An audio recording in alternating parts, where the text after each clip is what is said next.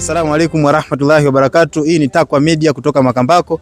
Tupo na katibu mteule Ustaz Rashid Martin. Mwanzo alikuwa katibu, akasimamishwa, akatokea aliyotokea, lakini leo amerudishwa kwa agizo lile lile la mufti. Naam kaka, assalamu alaikum. Wa alaikum salam warahmatullahi wabarakatuh. Habari?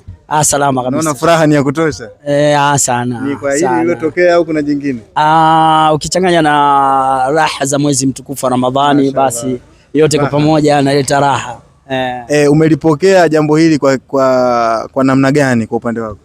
Nimelipokea kwa furaha sana kwa sababu nakumbuka ziara ya mufti alivyopita Makambako, alivyotoa tamko kwamba mimi nirudishwe katika nafasi yangu ya ukatibu na alhamdulillah, na kweli leo ndio nikapewa barua rasmi kwamba sasa naweza nikahudumu katika nafasi hiyo. Nimeshukuru na nimefurahi, lakini pia namshukuru mufti wa Tanzania, mufti wetu Abubakar Zubair bin Ali bin Bwana.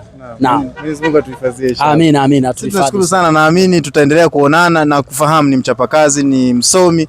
Naamini Njombe yetu iko mahali salama.